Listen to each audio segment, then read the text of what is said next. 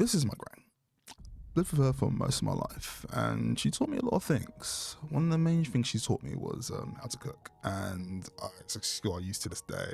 I'm no expert chef, but I know enough to keep myself alive and to feed people when needed. When she passed away, the first thing I did, which seemed to be the right thing to do at the time, was make myself a bowl of her soup. It was the first thing she ever taught me how to make, and it just seemed to fit the moment at the time. And just for a bit, things seemed to make sense in a world of confusion and grief.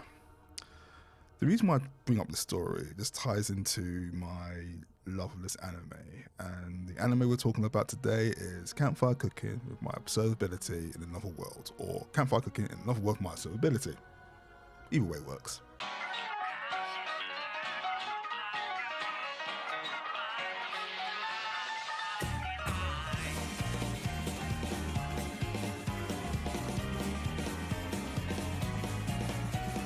In Campfire Cooking, you follow the adventures of Makoto, who is a 27-year-old salaryman who's accidentally isekai to this world. There were some kids who were isekai with him who were meant to be the heroes, but he got caught in a blast apparently, and now he's stuck in this new world. Like most isekai characters, he was given abilities, but not very conventional ones. His ability is to online shop, so think given the access to access his country's or his world's equivalent to Amazon. That's what he has access to. But as time goes on in this anime, you find out that this ability is better than you expect. It comes with a lot of perks as he learns that he can actually resell stuff. So as long as he has money, he can keep buying stuff and reselling it in this current world.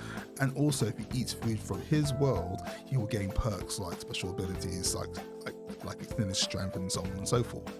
But when it comes right down to it, this anime is not about his special ability. It's not about Makoto's ability to buy just online shop. It's about the food he prepares for the world around him, and it's just an amazing journey to watch. On his very first journey, Makoto attracts what's known as a Fenrir, which is a giant mythical beast, or wolf even. The Fenrir is named Fel, or Makoto names him Fel after he develops a familial contract with him. Fel is an elite level creature from this world, and he's so attracted to Makoto's cooking that he decides to create a familiar contract with him.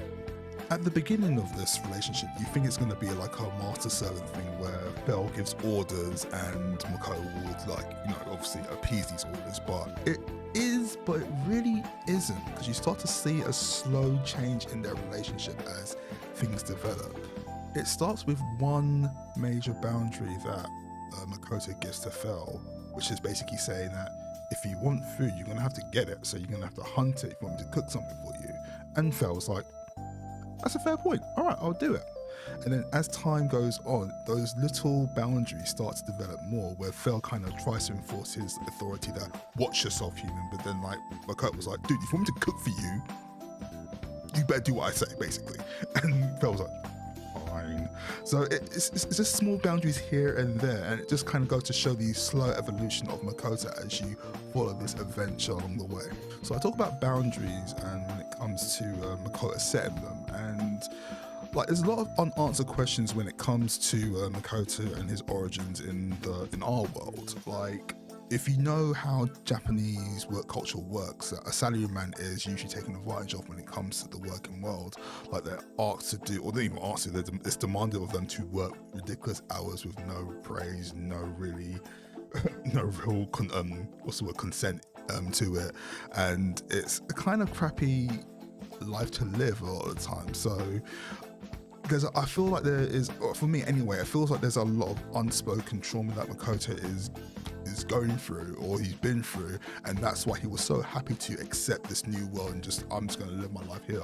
And again, as this relationship develops between Makoto and Fel, you kind of notice subtly that he genuinely cares for Makoto because he cares for his safety. He doesn't want to, you can say he just doesn't want to lose his literal meal ticket, but at the same time, you can see the little speckles of love, if you want to call it that, or just genuine care that he has for Makoto. As their journey continues, they meet the slime called Sui, who becomes the next member of their family and the cutest familiar you will find in anime, hands down. Like, granted, you see slimes in anime all the time, but this slime in particular is just so cute. You love Sui. If you don't love Sui, there's something wrong with you. I'm just saying it right now. You're dead inside. And it all comes down to the love of the food Makoto makes. It's like the recipes are inspired and it simply teaches you how he's making it along the way, and it just not just attracts familiars like Sui and Fel, it also attracts people around them and even the gods. One of the things that's very refreshing about Campfire Cooking is that with izakayas, there's always like something nefarious happening in the background, or there's always some possibility of betrayal or just cutthroatness that you find in most anime. But the people he meets are genuinely just nice people. Like the first group he meets, Iron Will, Werner and his crew, they're just really cool people. They're very nice and very just friendly. And like, if anything, they're the first people that Makoto attracts with his cooking. And then we have Lambert and Lars and his adventuring crew. I think they're called the Phoenix Adventurers. Again, they happen to stumble upon them when they're being attacked, and one night when they're camping, of course, Makoto's cooking some fried chicken, and of course it just attracts them to Makoto. Like I can't stress enough how powerful food in real life is, because food is like one of the bonding things we have as people. Like I can see multiple events where friends and family have just, come over for dinner or come over for this party or gathering, and the food was the catalyst that brought those people together.